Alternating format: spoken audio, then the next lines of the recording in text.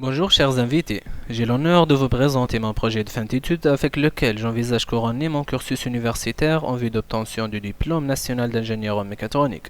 Je voudrais commencer d'abord par remercier les membres du jury, M. Sami Bannour et M. Hussein Lamine, pour avoir accepté de juger mon travail.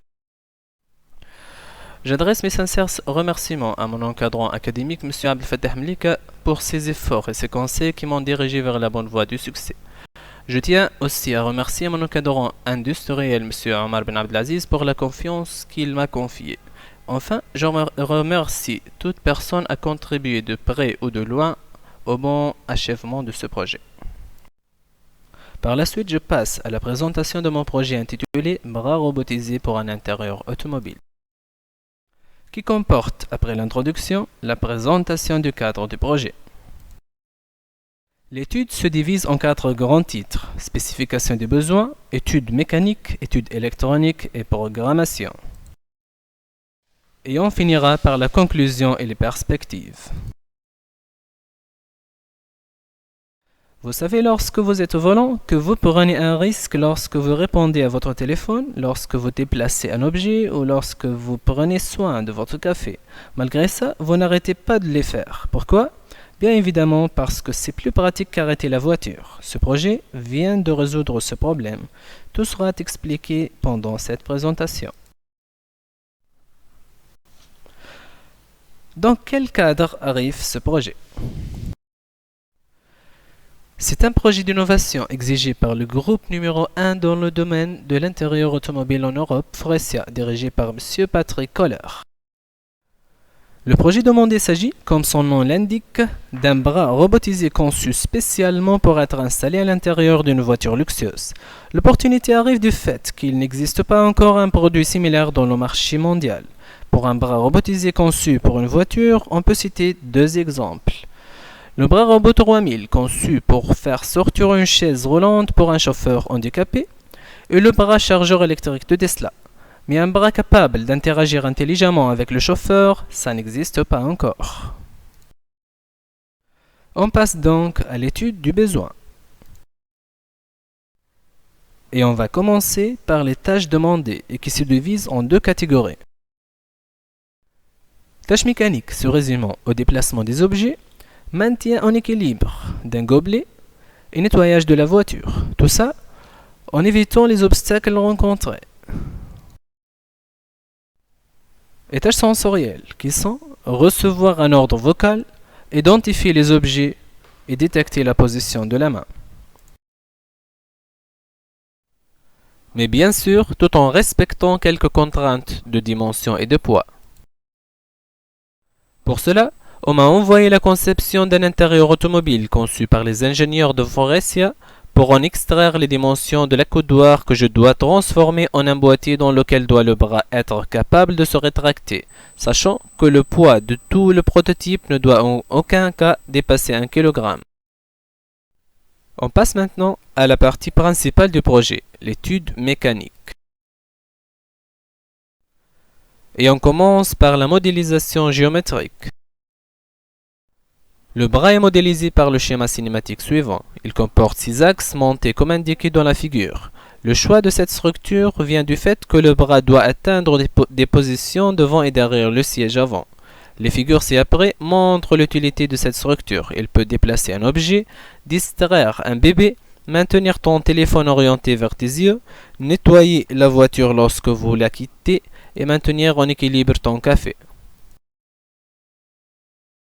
Après toutes les modifications, on arrive à la conception finale du robot.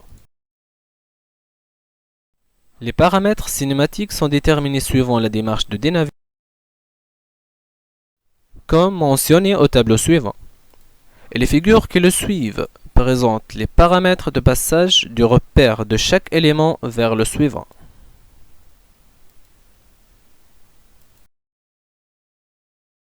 Lorsque le bras est rétracté, il peut être caché dans son boîtier, qui en état fermé joue le rôle d'un repose-main. Le modèle géométrique direct se résume par la matrice globale produite par la multiplication successive des matrices de passage élémentaires. Par contre, le modèle géométrique inverse exige un raisonnement plus approfondi. La matrice globale H est le produit de la matrice de passage entre le repère absolu et celui du robot par la matrice de passage homogène du robot et ensuite par la matrice de transformation définissant le repère 0 dans le repère terminal. Voici un schéma explicatif. Dans la suite, on prendra l'origine du repère absolu confondue à l'origine du repère du robot. D'où l'équation devient T06 égale à H multiplié par l'inverse de E. À ce stade, θ7 sera supposé connu. Il ne présente pas un degré de liberté. Il sera utilisé plus tard pour garder l'outil horizontal. Dans le cas simple, où les axes du poignet sont parfaitement concurrents, la position de son centre peut être décrite par les deux premiers angles θ2 et θ3. Il est possible de les résoudre en éliminant la dépendance aux autres θ. Pour cela, on doit translater relativement à l'organe terminal par moins d6 et moins d7 en multipliant par la matrice qu'on notera d6, 5. On doit maintenant résoudre l'équation suivante, sachant que H est donné. L'inverse de E et d6, 5 sont connus et U0 comporte toutes les variables articulaires. La résolution par la méthode de Paul consiste à prémultiplier successivement les deux membres de l'équation par la matrice de transformation homogène inverse. Cela permet d'isoler à chaque fois une variable et l'identifier. On va noter les éléments de U0 car on en aura besoin tout de suite. On commence à suivre les étapes de la méthode de Paul en calculant l'inverse de T01 et T12, par lesquelles on prémultiplie la matrice U0 pour trouver θ2 qui vérifie l'équation suivante. Après tout calcul fait et expliqué dans le mémoire, on arrive à l'équation en bas. Si vous remarquez, elle contient θ2 et θ4. Dans le cas classique, où ces deux points sont confondus, elle ne contient que θ2. Dans notre cas, la présence de θ4 est due au décalage entre ces deux points. θ4 sera résolu géométriquement. Voici la matrice U0 précédemment notée. Les éléments A4X, A4Y et A4Z présentent les coordonnées du centre du poignet noté au 5. En particulier, A4Z présente la coordonnée du E5 sur l'axe horizontal Z0. Si on schématise cette figure, on trouve le cercle suivant. Le rayon présente le décalage des 3 entre O5 et O4. Lorsque θ4 varie, la projection du segment O4-O5 sur l'axe Z0 donne dz fois cosinus θ4. Donc z égale à d3 plus d3 cosinus θ4, en prenant compte que le cosinus de θ4 peut être positif ou négatif. Z et d3 sont connus, donc on peut extraire θ4. Une fois c'est calculé, on continue l'extraction du reste des paramètres articulaires, suivant la méthode classique comme expliqué dans le mémoire. On passe à l'espace de travail décrit par cette figure autour de Z0 et par la suivante autour de Y0. La portée du bras mesure 57 cm verticalement et 44 cm horizontalement. Cela est dû au fait que le premier élément du bras reste vertical pendant le fonctionnement. Pour l'étude de puissance, on doit calculer le couple maximal que doit supporter chaque articulation. Donc on doit se mettre dans la configuration du bras étendu horizontalement pour les couples C2, C3, C5 et C7. Et dans cette configuration pour les couples C4 et C6. Si vous remarquez, C2 et C3 doivent supporter le même couple. Une application est réalisée pour calculer chaque couple en partant de la masse et la longueur de chaque élément. Le guidage en rotation est réalisé par des roulements de taille réduite. La transmission de puissance est assurée par 3 techniques. Des arbres, des goupilles et des systèmes polycourroies. Premièrement, les arbres. Le bras possède deux versions d'arbres numérotés 1 et 2 comme dans la figure. L'arbre numéro 1 en haut est monté avec deux roulements de diamètre intérieur respectivement de 4 mm et de 6 mm. L'arbre numéro 2 en bas est monté avec deux roulements de diamètre intérieur de 8 mm. Deuxièmement, les goupilles. Les goupilles sont utilisées pour encastrer l'arbre aux deux éléments de part et d'autre. Troisièmement, le système polycourroie qui est utilisé pour transmettre la puissance entre le servomoteur et l'arbre numéro 1. Pour tester la conception, on a effectué une étude en RDM par calcul expliqué dans le livre, puis validé les résultats avec SolidWorks, qui a montré que l'axe numéro 1 fabriqué en aluminium subit pour les couples C2 et C3 une déformation plastique, alors qu'en acier on reste loin de la limite d'élasticité. Et pour l'axe numéro 2, l'aluminium fait l'affaire, sachant qu'on préfère utiliser l'aluminium pour sa légèreté. La fabrication est effectuée totalement à l'atelier de l'Eniso. Les axes sur les tours de l'école et le couvercle par l'impression 3D. On passe maintenant à l'étude du mouvement qui comporte deux axes, le déplacement en évitant les obstacles et le suivi de la main. L'évitement de l'obstacle est réalisé suivant ce principe. En noir, c'est le bras en position 1. Il doit aller à la position 2 en évitant l'obstacle en rouge, dont les coordonnées sont données. Avant de bouger, il vérifie l'existence d'une distance de sécurité entre P2 et l'obstacle. Une fois vérifié, il calcule le modèle géométrique inverse et vérifie l'existence de la distance de sécurité entre l'obstacle et les centres des articulations suivant cette inégalité. Puis, il vérifie que l'obstacle n'intercepte aucun élément à travers l'inégalité suivante. Maintenant, on calcule la distance entre l'obstacle et la ligne de trajectoire entre P1 et P2.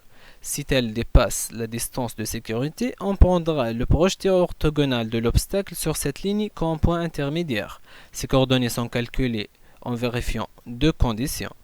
La première, c'est l'orthogonalité entre la trajectoire et la ligne reliant l'obstacle au point intermédiaire. C'est traduit par un produit scalaire nul.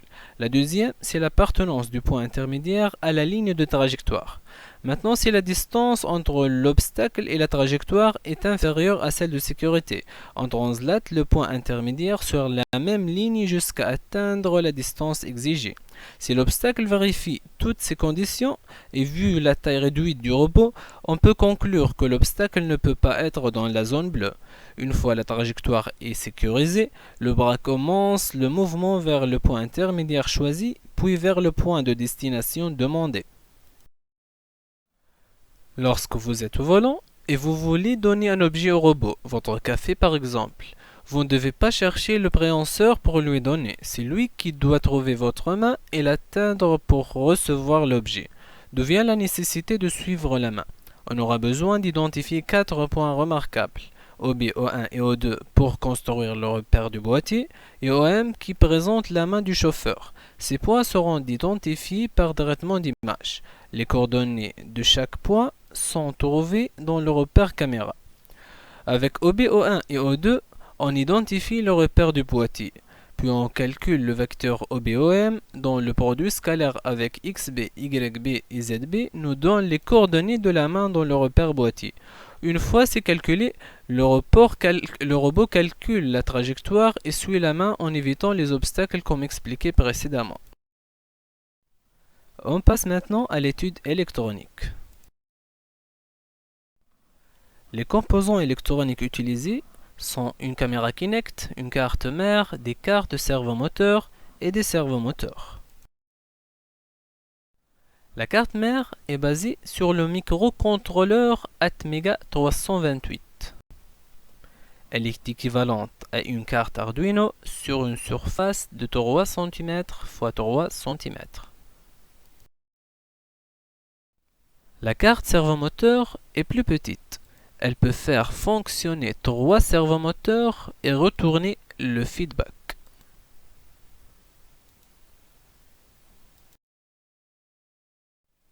La fabrication des cartes électroniques est effectuée totalement à l'Eniso. Une machine de positionnement et de soudage des CMS est utilisée pour souder l'Atmega à la carte. Ce schéma présente tous les composants du robot. La communication entre l'ordinateur et la carte mère est réalisée par un câble USB et celle entre les cartes eux-mêmes est assurée par le protocole I2C pour ne pas dépasser 4 fils entre chaque deux éléments successifs. Un servomoteur ordinaire possède 3 fils GND, VCC et signal. Ces fils nous permettent d'envoyer une consigne au servomoteur. Pour raison de sécurité, on doit récupérer la position réelle instantanée de chaque servomoteur et la comparer à la consigne pour détecter la collision entre le bras et un obstacle non détecté. Pour cela, on a effectué une modification au servomoteur. En noir, c'est le potentiomètre et en orangé, c'est la carte électronique du cerveau qui compare la consigne à la position angulaire du potentiomètre pour décider le sens de rotation. On a besoin juste de souder un quatrième fil à la sortie du potentiomètre pour récupérer sa position angulaire. On arrive en ce moment à la programmation. Elle est effectuée à l'aide du logiciel LabVIEW avec lequel on a réalisé les applications pour le calcul du modèle géométrique direct et inverse, pour définir manuellement la pose demandée en donnant les coordonnées du point et 3 rotations successives. Une autre application est consacrée pour définir la position de l'obstacle et calculer celle du point intermédiaire. Dans la première figure, l'obstacle est loin de la trajectoire. Dans la deuxième, il l'intercepte. Le bras reçoit ses consignes vocalement à travers une application de reconnaissance vocale appelée AMR Voice. Elle reçoit la voix, la traduit en une chaîne de caractères, puis l'envoie au robot par Bluetooth.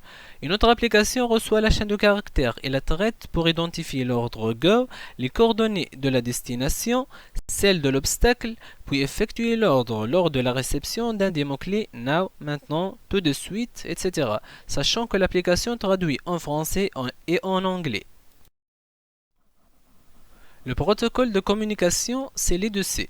3 fils suffisent pour transmettre les données vers un grand nombre de composants, chacun à son adresse. Ces 3 fils sont les lignes de la masse, de l'horloge et des données. La programmation des cartes est effectuée par le langage C. La carte mère est programmée juste pour interagir avec LabVIEW. La carte servomoteur lit 2 valeurs analogiques et les envoie par I2C lors de la demande. Elle reçoit les 3 angles consignés par I2C et les affecte au servomoteur. La détection des objets est assurée par la caméra Kinect. La Kinect peut identifier les articulations d'une squelette humaine. On a besoin juste des coordonnées des 2 mains. Et par traitement d'image, on détecte les 3 autres points remarquables avec la technique de concentration de couleurs. On passe maintenant à la conclusion et les perspectives.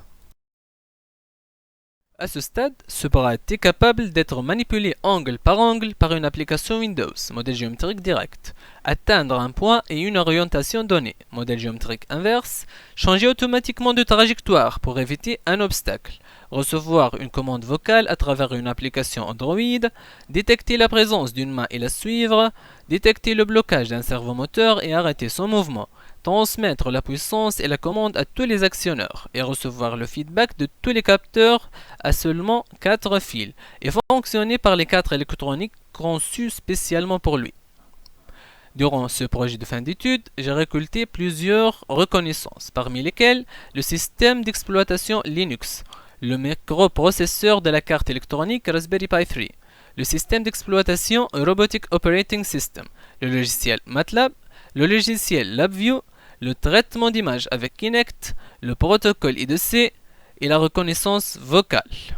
Les possibilités d'amélioration sont utiliser des accéléromètres pour l'amortissement du mouvement de la voiture, pouvoir de maintenir un café en équilibre, changer les 4 fils entre chaque 2 éléments par un câble enroulé, celui de téléphone, concevoir un préhenseur à plusieurs outils démontables, magasin d'outils, éliminer le besoin d'avoir un ordinateur connecté, on va traiter par la Raspberry Pi 3, l'imitation du mouvement d'un bras humain, l'utilisation du micro intégré dans la Kinect et l'élimination de l'application Android, la détection de nouveaux. Et finalement, je vous remercie.